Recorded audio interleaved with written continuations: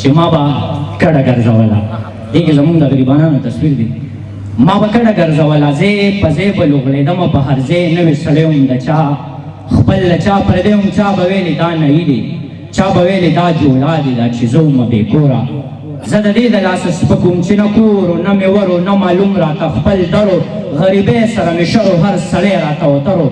چې به کوم کلي ته لاړم په کنډر کې به دیره شوم، د کوټې لرګي به ماتو، برنډې لرګي به ماتو، نه اوبه نه به بجلي وه. د مالک په دا وینا وه چې ځان له سم را سم که بیا مزې کوه اوسېږه.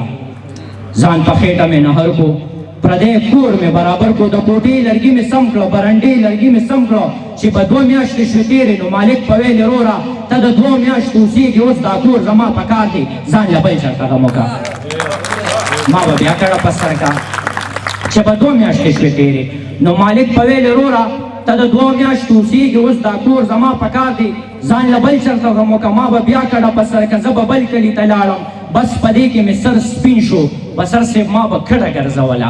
یې زما خالق ربه یو وړه ګیله لرمه، د خانانو مربي دي، زما قبر له ځای نشته، په سپوږمۍ کې به اوسېږم، په اسمان کې به ښخېږم، په جنت کې به هم داسې در په در کډه په سر یم، هلته هم به مسافر یم، لکه دلته چې ګرځېږم در په در یم زورېږم. اوس په کم خوا کډه وړمه، اوس په کم پلو ته ځمه، چې ځواني دې راله راکړه، زندګي دې راله راکړه، په دنیا دې داسې پرېښوم لکه سپې د کډې پاتې.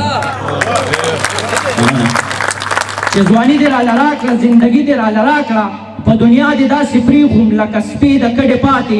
اوس خو لږه خاوره راکړه چې ځان باندې خوره کړم، چې مارغانو سپي مې نه خوري، چې لیوان زمري مې نه خوري. دغه سوال زما قبول کا چې بربند چېرته مړ نه شم. دا د ځمکې خلک څه دي؟ ما به مات کي دا لیوه دي، دا چې ته ورته اشرف وې، دا چې ټول مسلمانان دي. د عزت نه به مې خلاص کي، تر جنته به بیا جاړم، نه به بیا واپس کېدی شم، نه به بیرته چېرته تلی شم. خو ستا د رحم محروم نه یم، د انصاف چلې چې کېږي. ډېره مننه. خو ستا د رحم محروم نه یم، د انصاف تلل چې کېږي. ته تپوس چې دا مال کړې، زه به ډېر په عاجزۍ ویم، زه به ډېر په بېوسۍ ویم. زه عزیر به داسې وایم، ما به کډه ګرځوله، ما به کډه ګرځوله.